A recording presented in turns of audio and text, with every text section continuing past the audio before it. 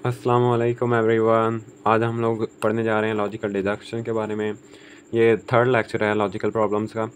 तो बगैर time waste किए चलते हैं हम लोग इसके पढ़ने के लिए।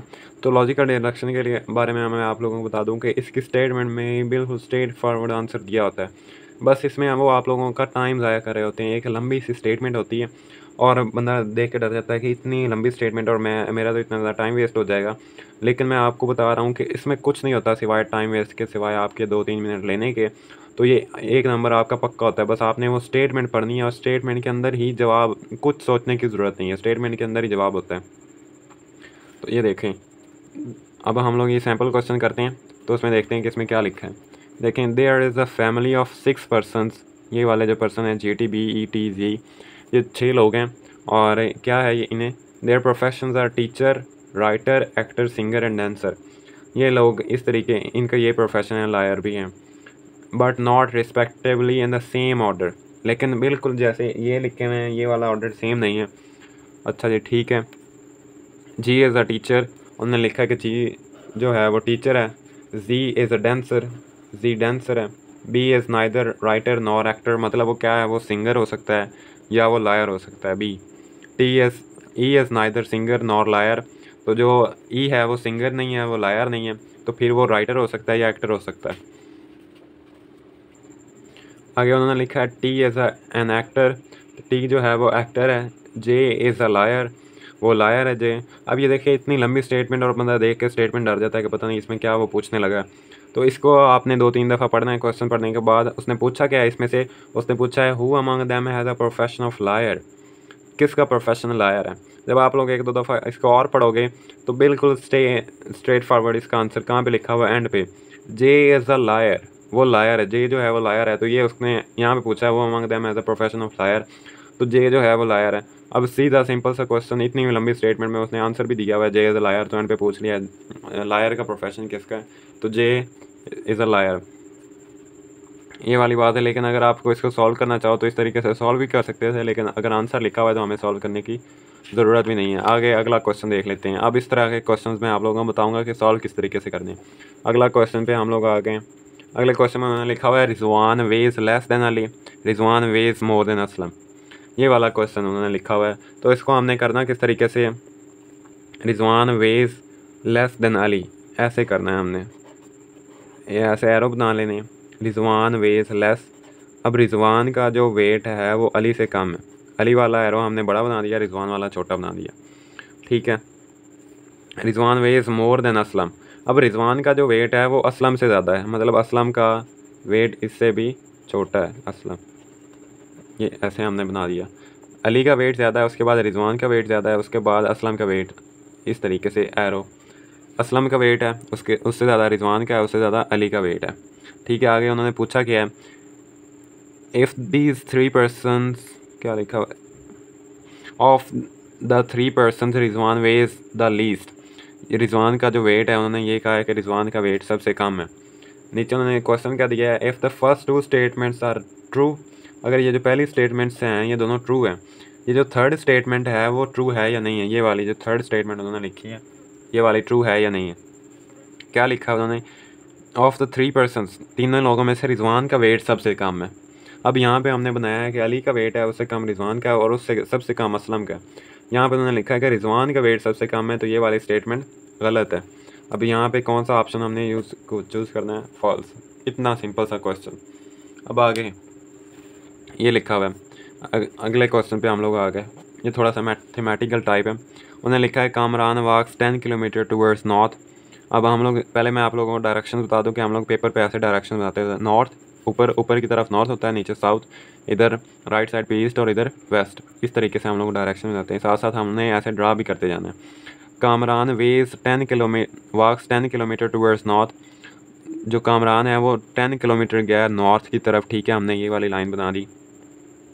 उसके बाद from there he walk 6 kilometre toward south, अब वो साउथ की तरफ वापस आ रहा है, तो उसने 6 किलोमीटर वापस साउथ की तरफ किए, ठीक है, ये हमने बना दिया साथ साथ। Then he walks 3 kilometre towards east, अब यहाँ पे आके वो ईस्ट की तरफ चला जाता है 3 किलोमीटर ऐसे, ठीक है, चला गया। How far and in which direction is he with reference to his starting point.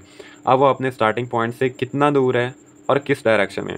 हमें पता है कि ये वाला जो आंसर है, अब नॉर्थ की तरफ उसने 10 किया है, साउथ की तरफ फिर उसने 6 किलोमीटर कर लिया, मतलब यहाँ पे ये वाला जो डिस्टेंस अभी तक है इस डायरेक्शन में वो 4 किलोमीटर अभी तक है। अब यहाँ से वो इधर चला गया 3 किलोमीटर। अब उन्होंने पूछा क्या है कि ये वाला आप बताएं कि ये वाला डिस्टेंस कितना होगा, ये वाला डिस्टेंस। अब हम लोग इस एक्स फर्ज कर लेते हैं और इसको इस इक्वेशन से सॉल्व करते हैं। मैंने पहले सोचा था कि हाँ इसका आंसर तो 5 ही बन रहा है, लेकिन शायद आप लोग डॉक्टर बनने जा रहे हैं तो मैथ कमज़ोर होती है ना सबकी, तो मैंने कहा चलो समझा दूँ कि X square is equal to 4 square 3 square 16 plus 9, और इसका अंडर रूट लेंगे हम लोग 25 आ जाएगा, और इसका अंडर रूट लेंगे हम लोग 5 आ जाएगा। ये ऐसे सिंपल सा सुपरफिशली समझाया है। 5 किलोमीटर आ गया। अब ये वाला एक्स जो है ये 5 किलोमीटर आया है। अब साथ में डायरेक्शन भी पूछी हुई है। 5 किलोमीटर तो है, लेकिन किस डायरेक्शन में 5 किलोमीटर है, ये देखना ईस्ट की तरफ है ना वेस्ट की तरफ है, ये दरमियान में ऐसे ईस्ट और वेस्ट के दरमियान, मतलब 5 किलोमीटर सॉरी नॉर्थ और ईस्ट के दरमियान है।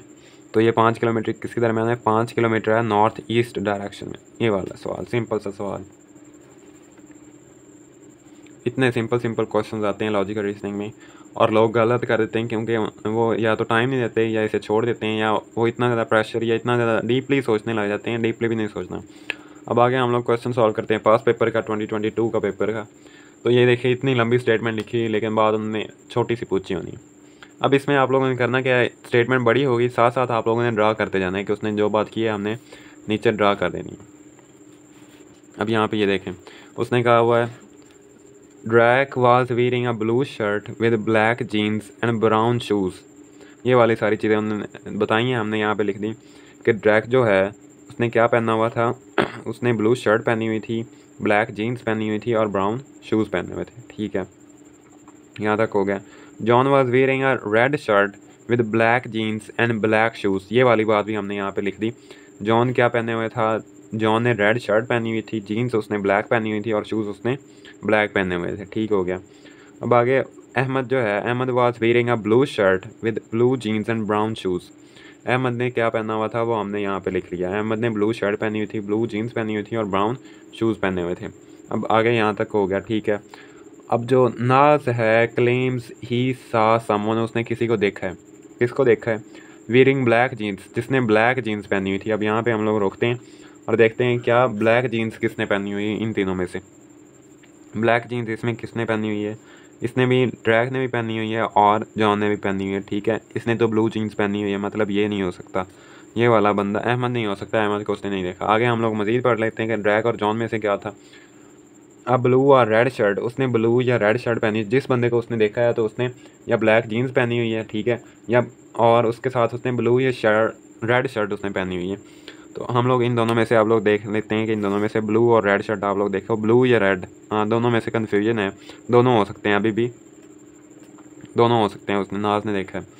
ठीक है, ब्लू और red shirt and shoes that were not black, और शूज़ उसने पहने हुए थे जो कि ब्लैक नहीं थे, ब्लैक के अलावा किसी और कलर के थे। तो उन्होंने पूछा कि उसने किसको देखा है, तो उसने ब्लैक बता दिया जीन्स, उसने कहा फिर ब्लू और रेड शर्ट है, ठीक है हमने बता दिया। उसने कहा फिर उसके जो शूज़ थे वो ब्लैक नहीं थे, मतलब ब्लैक नहीं है किसी और कलर के हैं, तो ये वाला ऑप्शन भी गया। अब ब्राउन बच गया, ये वाले ऑप्शन बाकी बच गए।